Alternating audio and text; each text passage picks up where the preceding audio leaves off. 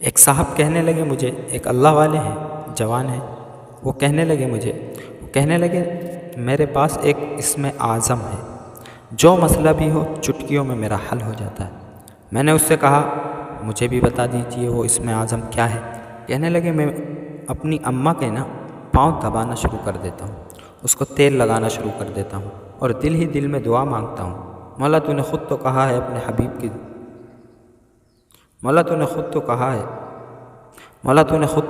اپنے حبیب کی زبان سے، ماں کے قدموں کے نیچے جنت ہے، ان قدموں سے جنت تو مل سکتی ہے، اور جنت وہ ہے جہاں پھر اللہ تعالیٰ اربوں خربوں سال اس جنت سے نکالیں گے نہیں۔ یا اللہ میری زندگی میں دنیا کے ایسے مسائل ہیں، مشکلات ہیں، پریشانیاں ہیں، یا اللہ وہ نہیں ہو سکتی۔ اللہ میرے وہ مسئلے حل کر دے، وہ پریشانی دور کر دے، وہ الجھن دور کر دے، وہ مسئلہ وہ الجھن۔ کرتے کرتے کہنے لگے جب بھی پریشانی ہوتی ہے بس ماں کے پاؤں دباتا ہوں اور ان کی خدمت کرتا ہوں، دل ہی دل میں دعا مانگتا ہوں۔ مجھے ایک جوان نے کراچی میں ایک بات کہی، یاد آئی، وہ بھی سنا دوں آج۔ سناؤں؟ عجیب بات ہے۔ کہنے لگے کہ ہم گھر میں رہتے ہیں، اماں بڑھاپے کی وجہ سے کچھ چڑچڑی ہو گئی، حالات کی وجہ سے کچھ سخت مزاج ہو گئی، بہویں ہیں، پھر ہر بہو کا اپنا الگ مزاج، پھر بچے ہو جاتے ہیں، پھر بچوں کی آپس میں جنگ، گھر میں ایک ہنگامہ ہو۔ کہنے لگے ہمارا ایک چھوٹا سا گھر ہے، میں بہت پریشان تھا، کچھ میرے مسائل تھے معاشی کاروباری۔ کہنے لگے جس نے محنت اتنی کی کہ میں وہ شخص ہوں جس نے کھچر کی طرح محنت کی پر حاصل کچھ نہیں ہوا۔ کہنے لگے میں ایک دفعہ بہت پریشان حال تھا، بس میں بیٹھا ہوا تھا، ایک شخص نے پان کی پیپ پھینکی، وہ ہوا اڑتی میرے پہ آ گئی، مجھے بڑا غصہ آیا، میں نے صاف کیا، وہ کپڑے پہ نشان چھوڑ گئی۔ ایک صاحب نے مجھے پانی کی بوتل دی، میں نے دھوئی، ان صاحب کو پتہ چلا میرا ان کے ساتھ یہ ہوا۔ کہنے لگا وہ آئے، معافی مانگنے لگے، معذرت کرنے لگے، میں نے جان بوجھ کے ایسا نہیں کیا۔ کہنے لگے میرا دل تو نہیں چاہ رہا تھا، میں نے کہا چل ٹھیک ہے معاف کیا۔ کہنے لگا وہ جا کے بیٹھ گئے، ایک صاحب وہاں اور بیٹھے تھے، وہ ایسے بیٹھے خاموش یہ سارا منظر دیکھ رہے تھے، اٹھے اور کہنے لگے تجھے ایک بات بتاؤں، تو نے آج جس طرح پان کی پیپ برداشت کی ہے نا، اگر ماں کی ڈانٹ ایسے برداشت کر لے، اف بھی نہ کر، اور ان کے لیے اپنے لہجے میں میٹھا لہجہ، دھیما لہجہ، ٹھنڈا لہجہ، ایسے لہجوں سے بات کر، تیرے سب مسئلے حل ہو جائیں گے، سب پریشانیاں دور ہو جائیں گی، اور تیری سب الجھنیں ختم ہو جائیں گی، اور تو مالا مال ہو جائے گا۔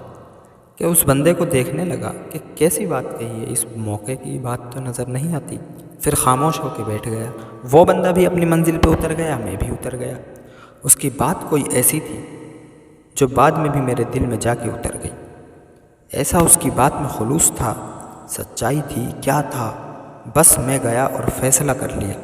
میں ماں سے توں تکرار کرتا تھا اور ماں کو جواب دیتا تھا، کبھی بیوی کی سائڈ پہ، کبھی بچوں کی سائڈ پہ، پھر جھگڑا ہو جاتا تھا، پھر کئی دن ماں اور بیٹے کی بول چال ختم ہوتی تھی۔ یہ سال ہر سال سے جنگ چلی ہوئی تھی، مجھے کبھی اپنے آپ پہ ندامت بھی آتی تھی، کبھی ماں پہ غصہ آتا تھا۔ پھر میں نے کہا دل میں جا کے کہ میں ماں کو بدلنا چاہتا ہوں، ماں تو نہیں بدلے گی تو لہٰذا میں ہی بدل جاؤں، وہ پختہ ہو گئی ہے اپنے مزاج میں۔ کہا کہ اس پیپ کا، اس پان کے تھوک کا معاف کرنا ایسا نظر آیا کہ بس میری زندگی بدل گئی، اور کہا میں نے اپنے آپ کو بدلنا ہے، اور میں نے اپنے آپ کو بدل دیا۔ جب میں اس دفعہ گھر پہ گیا تو میں کچھ اور تھا، گھر میں جاتے ہی پھر وہی ہنگامہ۔ کہا کہ میرے منہ سے میٹھے بول، میٹھا لہجہ، دھیمی بات، اور ایسے انداز سے میں نے بات کی، پہلے تو دونوں حیران تھے۔ انہوں نے کہا کہ شاید آج یہ خوش آیا اپنے دوستوں کے ساتھ، آج اس کا موڈ آف نہیں ہے۔ کہنے لگا کہ میں ایک دن ایسا کیا، 2 دن ایسا کیا، 3 دن ایسا کیا، آخر بول پڑے کہ تجھے کیا ہو گیا۔ اس نے کہا مجھے تھوک سے نصیحت ملی، تھوک سے نصیحت ملی۔ کہا وہ کیسے؟ اس نے کہا ایسے میں ایک مرتبہ بس میں بیٹھا ہوا تھا، ایک صاحب نے اسے پان سے تھوکا اور وہ میرے کپڑے پہ آ گیا، وہ بیچارہ مجھ سے معذرت کرنے لگا، دوسرا بندہ تھا اس نے بوتل دی، پانی سے دھو دیا، میں نے اوپر سے معاف کر دیا، دل تو نہیں چاہتا تھا۔ ایک کوئی اللہ والے بیٹھے تھے، دانا آدمی، انہوں نے مجھے یہ نصیحت کر دی، پتہ نہیں انہوں نے میرے دل کے اندر کی کیفیت پڑھ لی تھی اور انہوں نے مجھے نصیحت کر دی، اور پھر پتہ نہیں کیا ہوا، میں خود بخود ہی بدل گیا، نہ چاہتے ہوئے۔ میں نے ان کی نصیحت پہ پہلے اعتراض بھی کیا، یہ کون سا موقع تھا اس بات کو کہنے کا، پر میں خود ہی بدل گیا، اور جب میں خود بدل گیا تو بس اس دن کے بعد مجھے بخت لگ گیا۔ میرے مسائل حل ہونے شروع ہوئے، میری مشکلیں دور ہوئیں، میری ناکامیاں ختم ہوئیں، میری الجھنیں۔